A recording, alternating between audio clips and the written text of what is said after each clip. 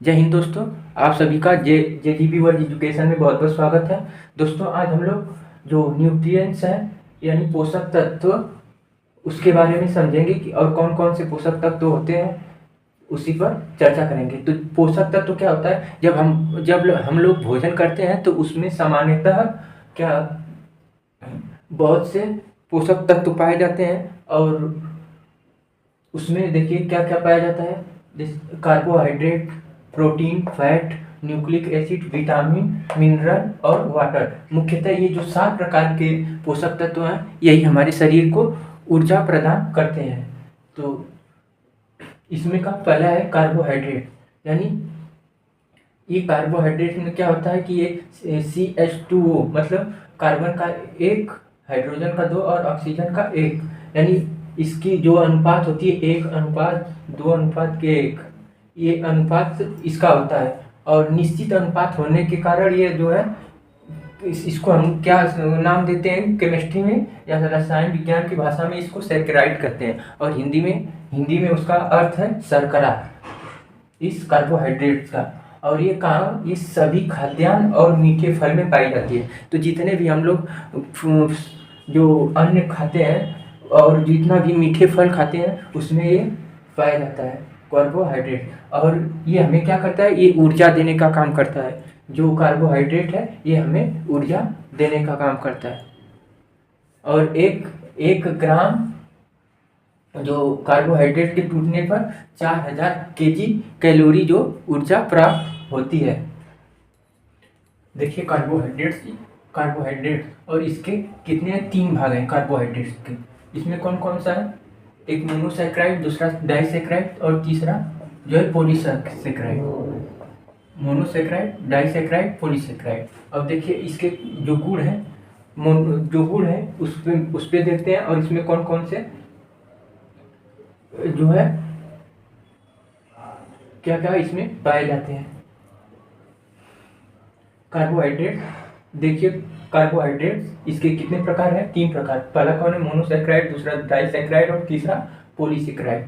और पहला शुरू करते हैं। देखिए मोनोसैकेराइड ये क्या है कि स्वाद में जो है इसका जो स्वाद होता है ये मीठा होता है स्वाद में, और जल में घुलनशील होता है। तो एक एल्डोस और काइटिन ग्रुप होता है जिसमें 7 प्रकार के जो हम कार्बन है 3 से लेके 7 तक के कार्बनों का प्रयोग कर वह इसके ग्रुप को निकालते हैं। और इसमें देखिए जैसे 3 रखे, 3 कार्बन हुआ और इसका जो अनुपात है वह 1:2 और 1। इस अनुपात में जो कार्बोहाइड्रेट होता है इस अनुपात में होता है। तो यहाँ पे 3 रखने पर, कहाँ ये कार्बन है, हाइड्रोजन है, ये ऑक्सीजन है, तो इसके स्थान पे 3 रखने पर इसके, और ये 2 का फिर यहाँ पे 3 रखेंगे तो 6 हो जाएगा, और यहाँ ऑक्सीजन के यहाँ 3 हो जाएगा। तो इसे ट्रायड कहते हैं। वैसे ही इसमें 4 रखेंगे तो 4 दूना यहाँ पे 8 हो जाएगा और यह 4 रहेगा, तो ये टेट्रोज कहते हैं। ये फिर उसके बाद C5 रखेंगे कार्बन का, यह 10 हो जाएगा, O5 ये रेंटोज हो जाएगा।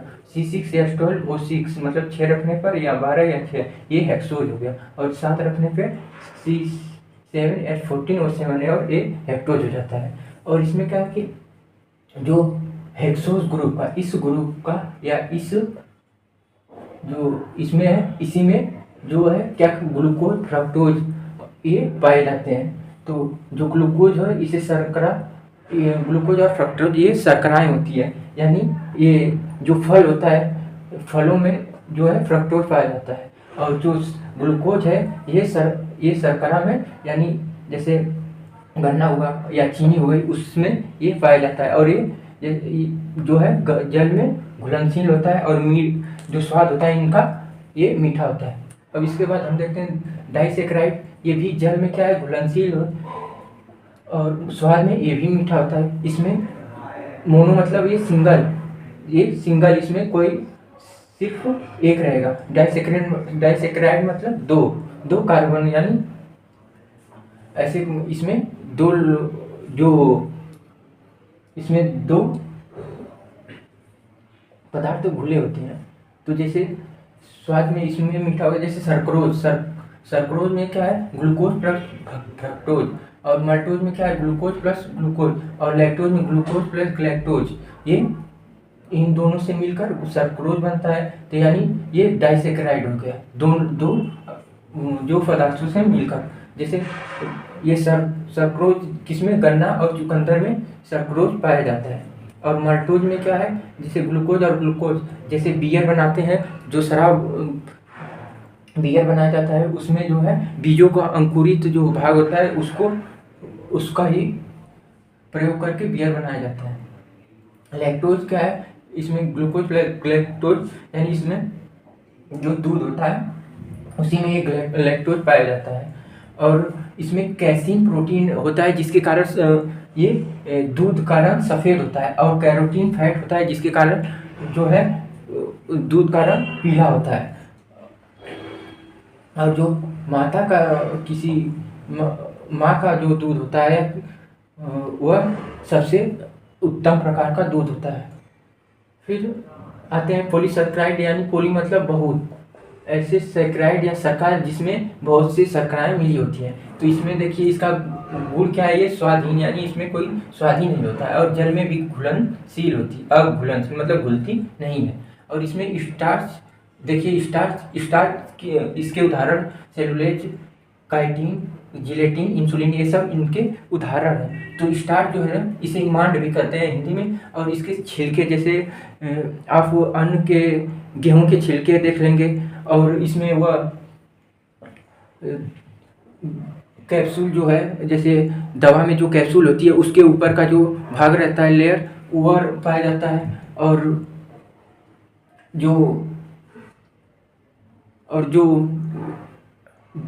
जीव, जैसे जानवर जो चोकर खाते हैं, उसका वह भी इसी में होता है, स्टार्च में, मान में पाया जाता है। दूसरा है ग्लूकोज, यानी पौधों के जो ऊपर का भाग होता है, छिलका जिसे कहते हैं, वह सेलुलोज का होता है। और इससे कोई ये स्वादहीन होता है, और इसे हम आसानी से पचा नहीं सकते। और सेलुलोज से जैसे कागज, रुई, और जो पैसा छापा जाता है वह जो कागज होता है वो उसको इसी सेलुलोज, और जो रेशम होता है, रेशम, वह भी सेलुलोज से ही बना होता है। फिर तीसरा आता है काइटिन, यानी काइटिन में वो आते हैं, जैसे मछली हो गई, उसके ऊपर का जो चोइट, जैसे ऊपरी भाग होता है चोइटा जिसको कहते हैं, आप उसको हटाकर तभी उसका उपयोग करते हैं, वह हो गया। फिर तिलचट्टा का ऊपरी भाग होता है, वह काइटिन में आएगा।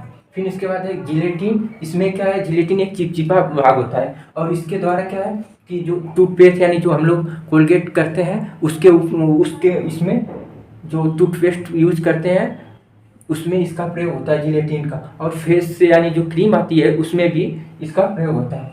फिर इंसुलिन क्या होता है, यह एक प्रकार का पौधे में जल होता है, और इससे क्या है दवाइयों का प्रयोग, दवाइयाँ बनाने में प्रयोग किया जाता है। तो हम लोगों ने जो न्यूट्रिएशन में कार्बोहाइड्रेट है उसको समझने की जो है कोशिश की कि ये क्या होता है, और ये कितने प्रकार के होते हैं, और उनके कार्य क्या होते हैं, और इसके कौन कौन से उदाहरण होते हैं। अगर हमारा वीडियो अच्छा लगे तो शेयर सब्सक्राइब जरूर करिएगा फ्रेंड। धन्यवाद।